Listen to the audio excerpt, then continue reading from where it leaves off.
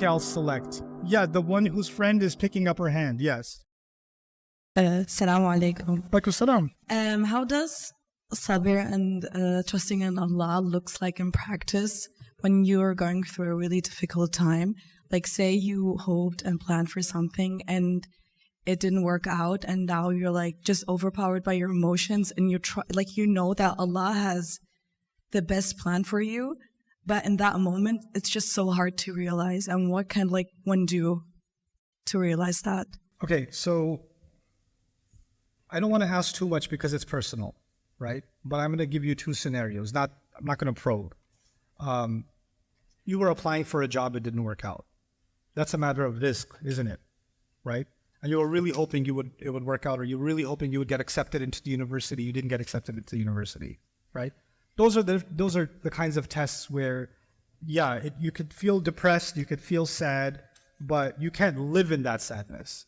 And feeling those emotions at first doesn't mean you don't have sabr and tawakkul. You can have those feelings, and you can feel those emotions, and then you can pick yourself up and inshallah try again, right? So you can have a dip, you can have a low and a high.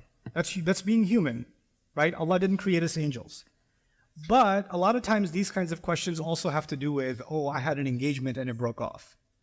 Or I had a marriage that ended miserably. Or I had, or I didn't want my parents to get divorced and they got divorced. Or something like that, right? Or I wanted my sister's fighting with my parents and she's moving out of the house, and I didn't want her to move out of the house and she moved out of the house. In other words, all of those situations are about people, right? People ending up doing things that hurt us, or people doing things that we wish they didn't do, right? And there, I think the sabr, to me at least, comes from the stories in the Quran where people that are much better than us, like Yaqub alayhi salam, had no control over his family. He didn't have any control. Ibrahim alayhi salam is an incredible human being, had no say in his father's choices, right? We cannot control other people's choices. Sometimes those choices hurt us deeply. And those people that were much better than us, they were hurt very deeply. Being kicked out of your house is not an easy thing. Nuh alayhi salam being married to the woman that he's married to is not an easy thing. Asiya being married to Fir'aun is not an easy thing. Musa alayhi salam running away from home is not an easy thing. These people were really traumatized by many terrible experiences, right? But Allah taught us through them that we can only control what is within our grasp, and we have to learn to let go what isn't, right? Because in the end, inna lillahi wa inna ilayhi raji'un, this is what we say when a musibah strikes. Alladhina idha asabatum musibah, inna lillahi wa inna ilayhi raji'un. Whenever something strikes them, they say we belong to Allah, to Him we're going to return. Any problem I'm having, how long is it going to last? Well, as long as I last. I'm not here for that long. And when I think about the grand scheme of things, this problem isn't as big as I think it is. You understand? And of course, Allah has given us hope too. Inna ma'al usri yusran. After every difficulty, there is great ease. Now, you just put yourself in these shoes. How much did the companions love the Prophet ﷺ? Right? And when he died, how devastated were they? And in that moment, for them to believe, Inna ma'al usri yusran, because the Quran is still there. The Quran is still saying with difficulty comes twice the ease. That's what the Quran is saying. And they were devastated, they were in tears, they were broken, but their faith allowed them to heal from that and move forward. Right? And Allah created so much ease for the ummah afterwards. Right? So that's just this life. It's just going to come with trials and difficulties. Allah has made us mentally prepared that life isn't going to be easy.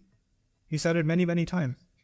And we all have trials. Don't believe somebody else has an easy life because they have an easy life on Instagram or on TikTok, right? Or somebody just, those influencers say, I'm going to talk to you about the blessings of Allah subhanahu wa ta'ala.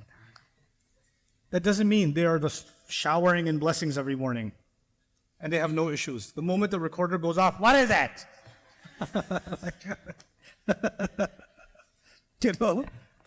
So we unfortunately, sometimes we run after things that are not as real. They're actually fake.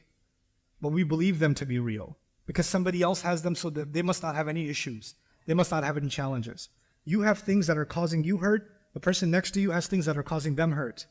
I have things that are causing me hurt. Everyone has them. Everyone has to deal with their own pain. And so Allah tests people differently. But the problem is we don't see the other person's trial, or we don't see that their trial is exactly the same as ours, so we start saying, how come Allah is not testing them, He's only testing me? Or how come I couldn't have it easy like they have it easy? You don't know if they have it easy or not.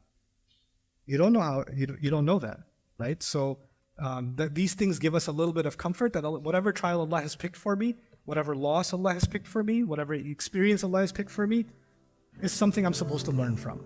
Learn and grow, that's it. Keep moving forward.